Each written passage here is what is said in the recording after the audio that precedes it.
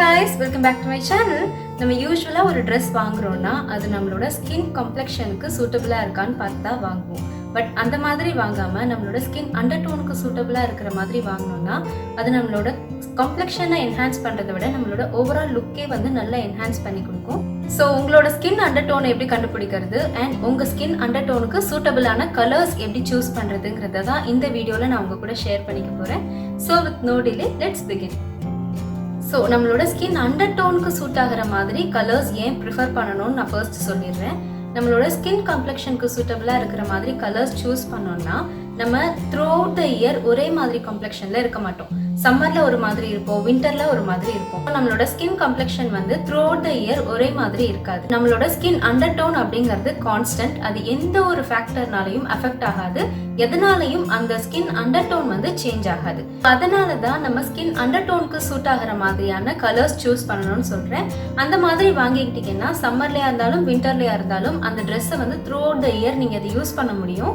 So skin அண்டர்டோன்ஸில் warm, neutral and cool அப்படின்னு 3 category இருக்குது. இதில் நீங்கள் எந்த கேட்டகரியில் வருவீங்க அப்படின்னு கண்டுபிடிக்கிறதுக்கு ஒரு 4 டெஸ்ட் இருக்குது. ரொம்ப சிம்பிள் தான். இதில் ஃபர்ஸ்ட் டெஸ்ட் பார்த்தீங்கன்னா உங்களோட வெயின்ஸ். ஸோ இந்த ரிஸ்ட் கிட்ட இருக்கிற வெயினை வந்து நீங்கள் செக் பண்ணும்போது அது க்ரீன் கலரில் இருந்துச்சு அப்படின்னா நீங்கள் வந்து வார்ம் அண்டர்டோனில் வருவீங்க.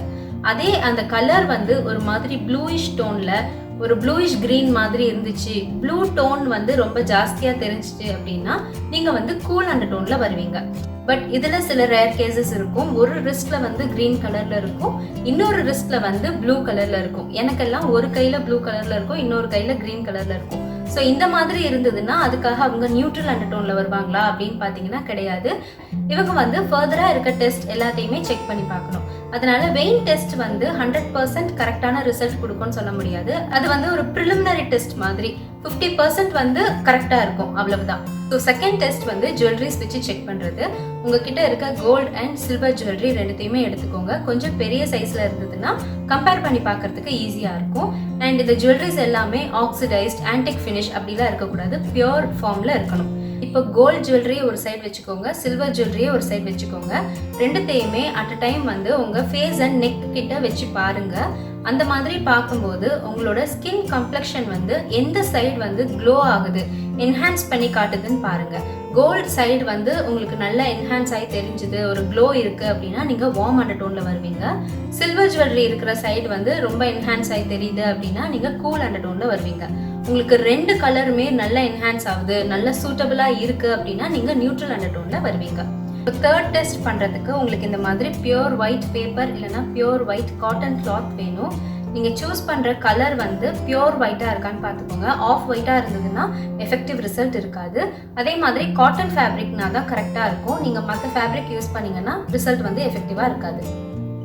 இப்போ உங்ககிட்ட இருக்க பீஸை வந்து ஃபேஸ் அண்ட் நெக் கிட்ட வச்சு பாருங்க. ஃபேஸில் மட்டும் வைக்கிறது இல்லை நெக்கில் மட்டும் வைக்கிறது அந்த மாதிரிலாம் பண்ணக்கூடாது, ரிசல்ட் கரெக்டாக வராது.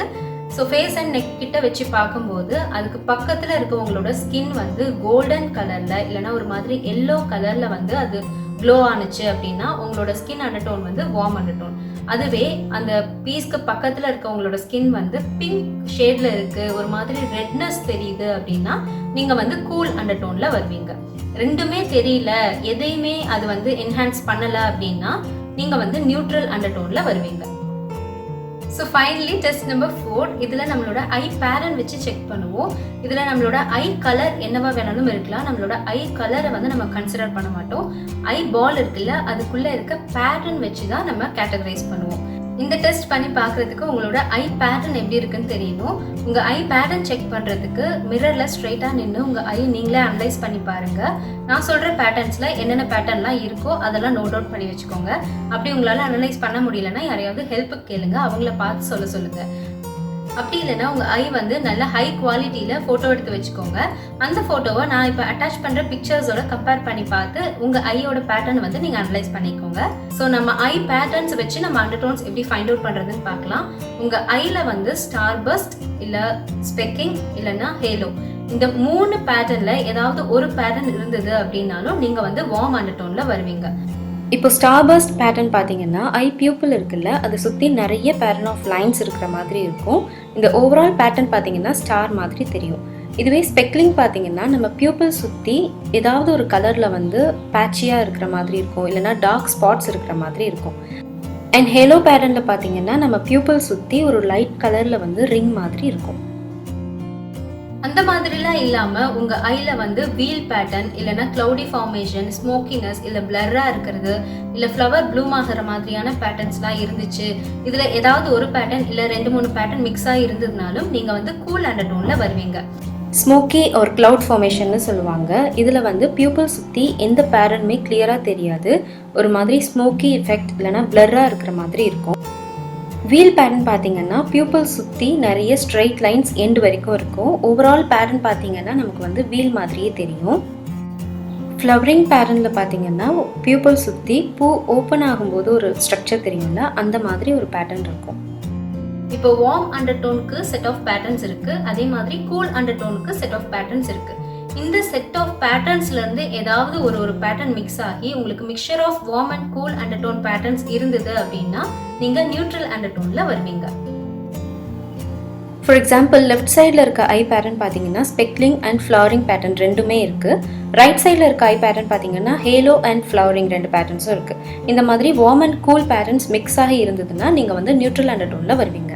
இப்போ இந்த 4 மெத்தடையுமே நீங்கள் செக் பண்ணி பாருங்கள். உங்களுக்கு மெஜாரிட்டி ரிசல்ட் எதுக்கு வருதோ அதுதான் உங்களோட அண்டர்டோனாக இருக்கும். உங்களுக்கு ஒரு கிளியர் பிக்சர் கிடைக்கல, கிளாரிட்டியே இல்லை, ரொம்ப குழப்பமாக இருக்குன்னா நீங்கள் நியூட்ரல் அண்டர்டோனாக இருப்பீங்க. இப்போ உங்களோட ஸ்கின் அண்டர்டோன் தெரிஞ்சிருச்சு. உங்கள் ஸ்கின் அண்டர்டோனுக்கு சூட்டபிளான ட்ரெஸ் கலர் எப்படி சூஸ் பண்ணுறதுன்னு இப்போ சொல்கிறேன். ட்ரெஸ் கலர் சூஸ் பண்ணுறதுக்கு உங்களுக்கு கலர் வீல் பற்றி கொஞ்சம் தெரிஞ்சிருக்கணும்.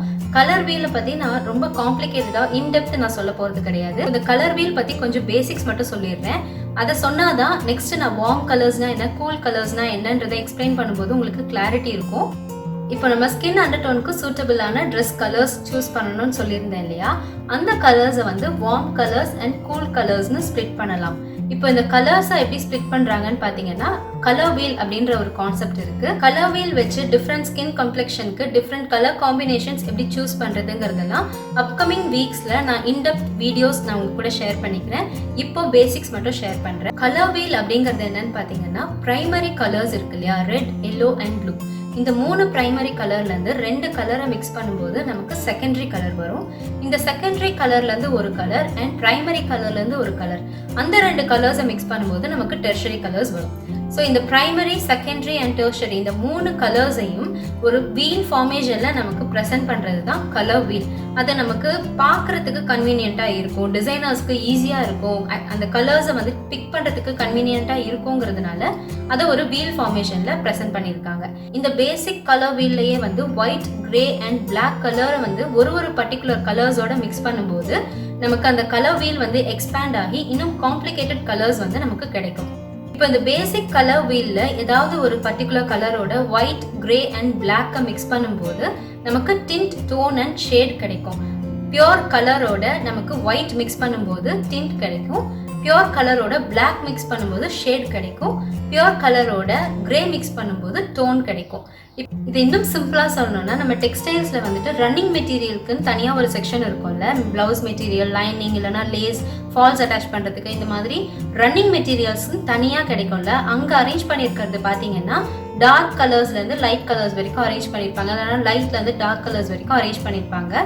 அதில் ஒரு கலர் க்ரீன் கலர் நீங்கள் சூஸ் பண்ணிங்கன்னா டார்க் க்ரீன்லேருந்து லைட் க்ரீன் வரைக்கும் இன்லைன் அவங்க அரேஞ்ச் பண்ணியிருப்பாங்க கரெக்டாக. இப்போ அந்த கலர்ஸ்ல வந்துட்டு சென்டர்ல இருக்கிறது தான் ஒரிஜினல் கலர், ஹியூன்னு சொல்லுவோம். லைட் கலர்ஸ் போக போக நம்ம டிண்ட்னு சொல்லுவோம். டார்க் கலர்ஸ் போகும்போது நம்ம ஷேட்னு சொல்லுவோம். அதுலயே கிரேயிஷ் டோன் நமக்கு மிக்ஸ் ஆயிருக்கு அப்படின்னா நம்ம அதை வந்து டோன்னு சொல்லுவோம். இப்போ இந்த கலர் வீல்ல எல்லோ கிரீன்ல இருந்து ரெட், வயலட் வரைக்கும் ஈக்குவலா பார்ட்டிஷன் பண்ணோம்னா ரெட் அண்ட் எல்லோ சைடு இருக்கிறது எல்லாமே warm colours, blue and green side இருக்கிறது எல்லாமே கூல் கலர்ஸ். வார்ம் கலர்ஸ் எல்லாமே வார்ம் அண்டர்டோன் இருக்கிறவங்களுக்கு சூட்டபிளா இருக்கும். கூல் கலர்ஸ் எல்லாமே கூல் அண்டர்டோன் இருக்கிறவங்களுக்கு சூட்டபிளா இருக்கும். நியூட்ரல் அண்டர்டோன் இருக்கிறவங்களுக்கு warm colours and cool colours எல்லாமே சூட்டபிளா இருக்கும்.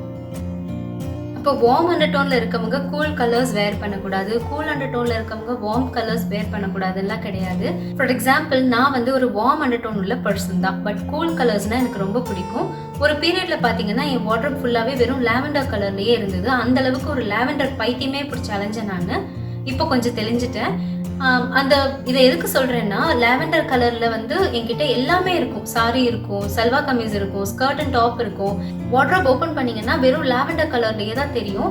மற்ற கலர்ஸ் எல்லாம் அங்கங்கே ஏதாவது ஒரு பீஸ் தான் 2 பீஸ் தான் வச்சுருப்பேன். லாவெண்டர் ஒரு கூல் கலர். அதை வந்து ஒரு வார்ம் பர்சன் வேர் பண்ணும்போது அந்த அளவுக்கு என்ஹான்ஸ் பண்ணி காட்டாது, அந்த கலர் வந்து அந்த அளவுக்கு சூட்டபிளாக இருக்காதுன்னு தான் நினைப்பாங்க. பட் எனக்கு நான் வேர் பண்ணும்போது நல்லா தான் இருந்திருக்கு. அதுக்கு ரீசன் என்னன்னு பார்த்தீங்கன்னா, நம்ம சூஸ் பண்ணுற கலர் லாவெண்டர் ஒரு லிலாக் அந்த கலரை மட்டும் சூஸ் பண்ணிங்கன்னா அதோட டிண்ட் அதோட ஷேடுன்னு அது ஒரு ரேஞ்ச் ஆஃப் கலர்ஸ் நமக்கு கிடைக்கும் இல்லையா? அந்த ரேஞ்ச்லேருந்து நம்ம பிக் பண்ணுற கலர் வந்து நம்ம அண்டர்டோனுக்கு சூட்டபிளாக இருக்கணும்.